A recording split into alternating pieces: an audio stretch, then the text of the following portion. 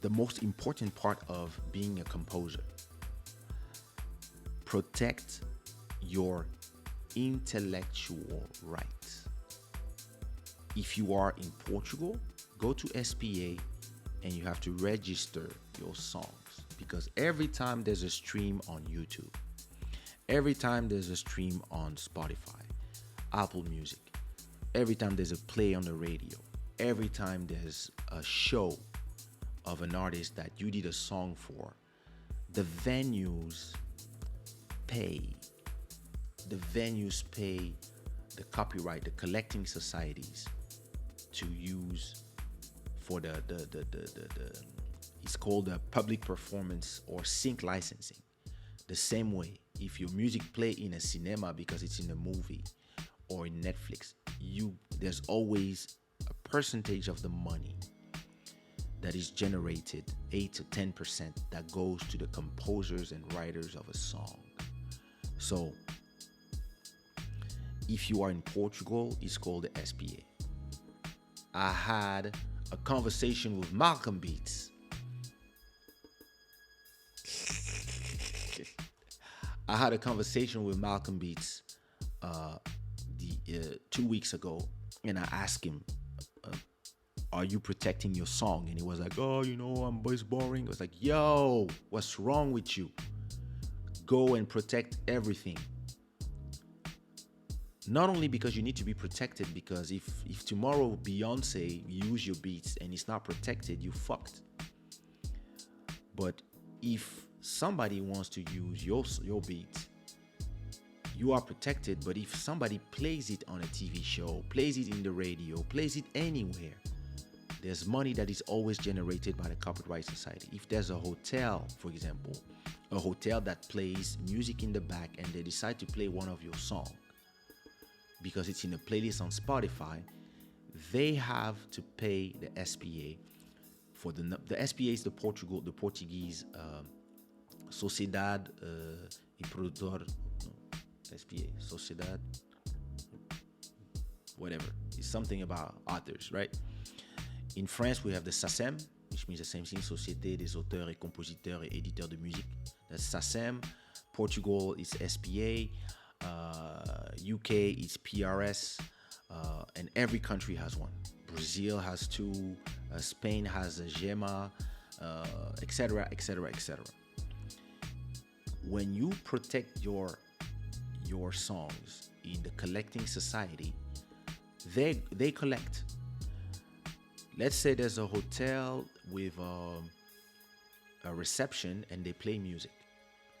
Let's say the reception usually has, 200 people passing by in the reception. They have to declare to the SPA, we have 200 people in our lobby and in the hotel at time and we play music.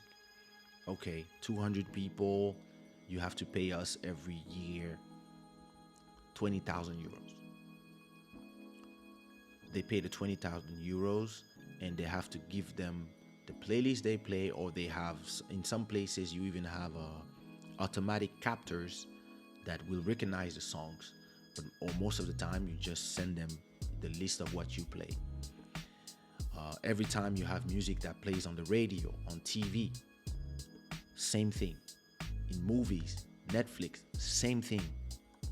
If you compose a song, it means you make the melody, or you compose even the melody that the singer will do, or if you write the lyrics of a song, you are part of the intellectual rights of a song. And if you have your songs protected, then anytime your song plays somewhere, click, you make money. Back in 2 years ago, I worked on the album of a Portuguese Brazilian artist called Blaya, and I co-wrote some songs. I did the melodies and the flows of the raps of some songs. I think 7 songs in her album. And every time, and I did one song for Anselmo Ralph.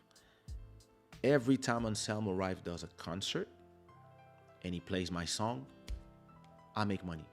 And if it's in a concert with like 5,000 people, they have to pay more. The venue has to pay for it when there's a festival, and they play in a lot of festivals. So you make a lot of.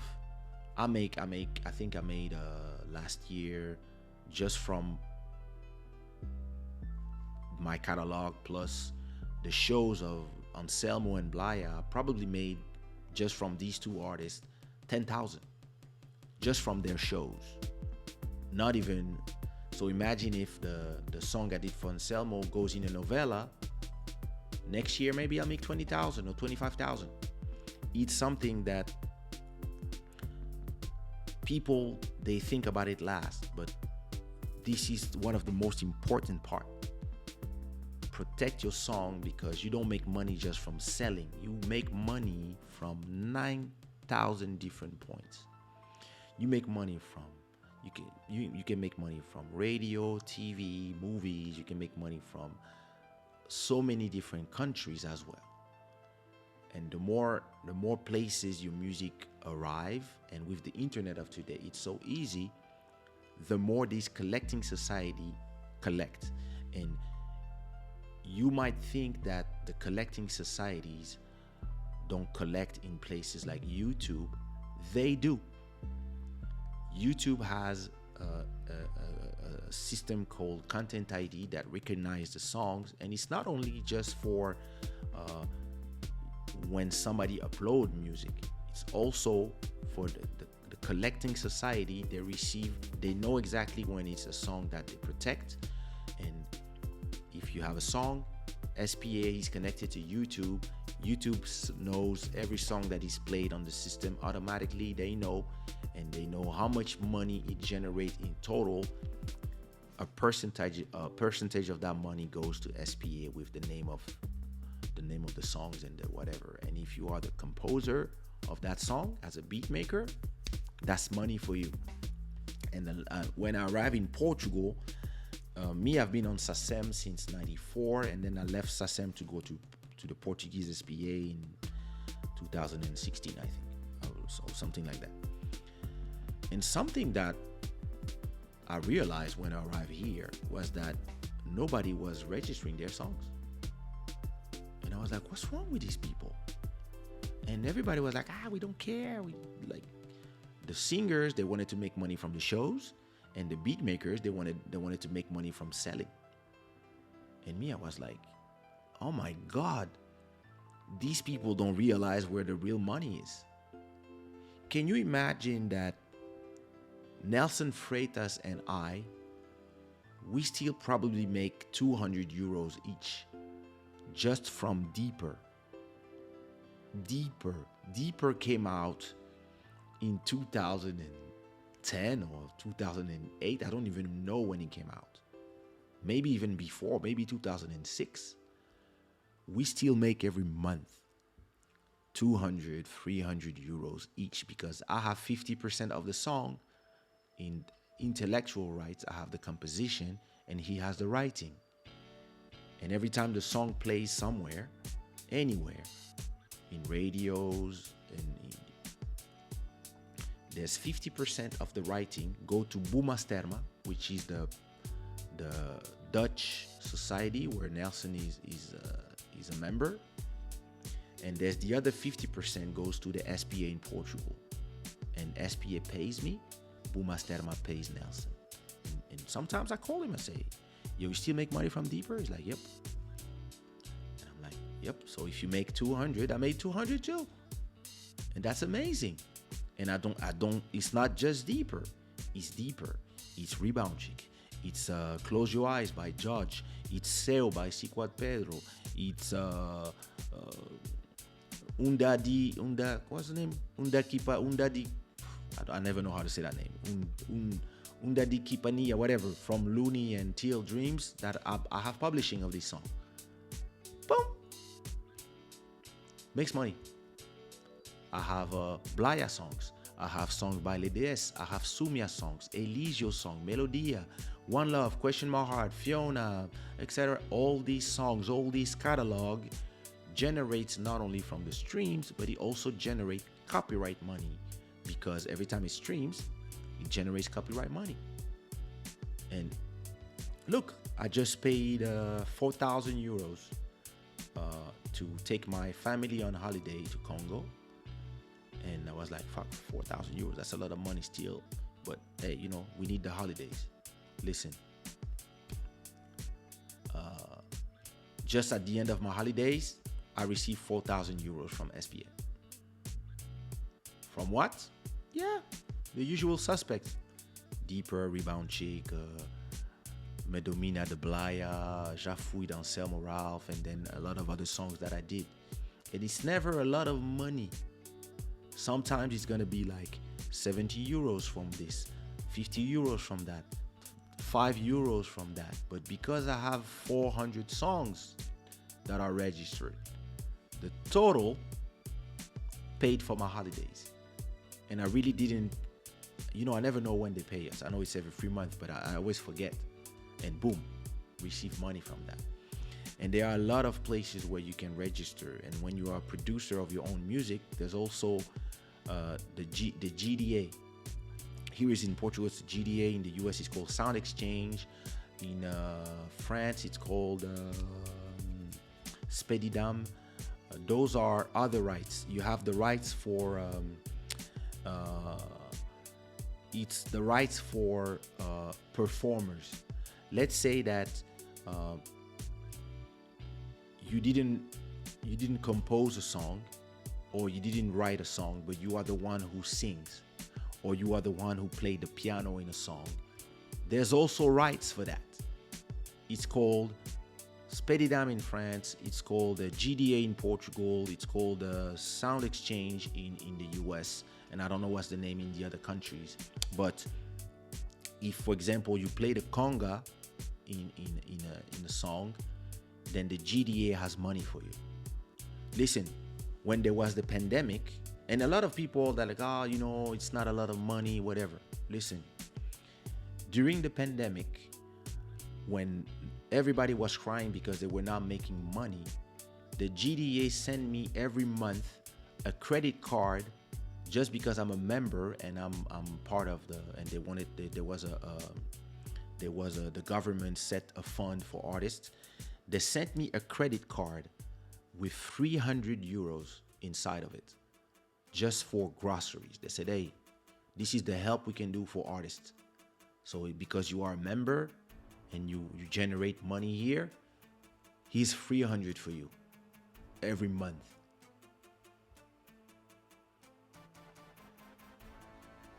Groceries.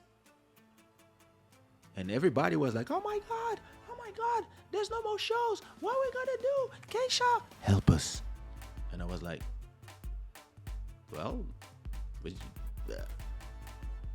what I was doing, I was, receiving my grocery card, and SPA, because I'm part of SPA as well. They told me, hey, last year you made, I don't remember how much I made, but let's say I made 10,000. Hey, last year you made 10,000 of copyright, or 15,000, I don't remember. We can give you an advance of half of it. We can give you 8,000. Yeah, that's 8,000 I think they wanted to give me. Yeah, we can give you 8,000 during the pandemic as an advance, because you generate that money more or less every year. You generate double, so we can give you that money. So imagine that with the GDA, I could pay all the food during the pandemic. And with the SPA, which is the intellectual rights, I could pay all my rent for the year. Almost. Why? Because I protect my songs. That's why when I was with Malcolm on the phone, and he was like, oh, I don't protect my song, I'm lazy. I was pissed. I was like, what's wrong with this guy? Go protect all your songs now. Yeah, but I have 100. I don't care. And yeah, he finally did. It's super important to, as a beat maker, and It's been 3 hours. I'm gonna check out in a bit. But it's important as a beat maker that you take care of all your business. It's not just beat maker. It could go for writers as well. Take care of your business. You never know. In 20 years, look. What's his name?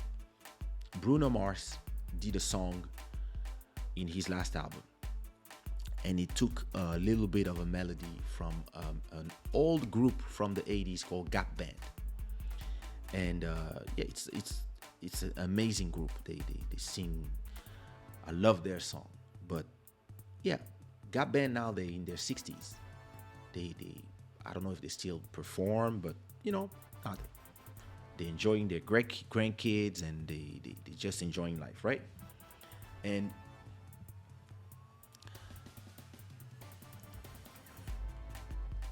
the guys were chilling in their home. They're like, okay, we're done. Career over, whatever. But Bruno Mars, when he released that song that was like, you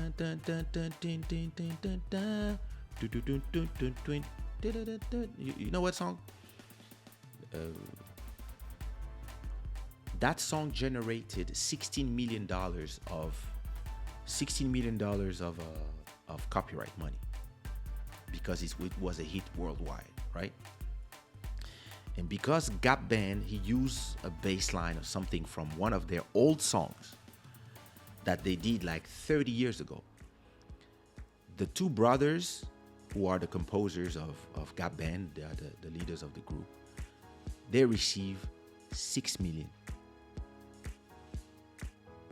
for a song they did 40 years ago.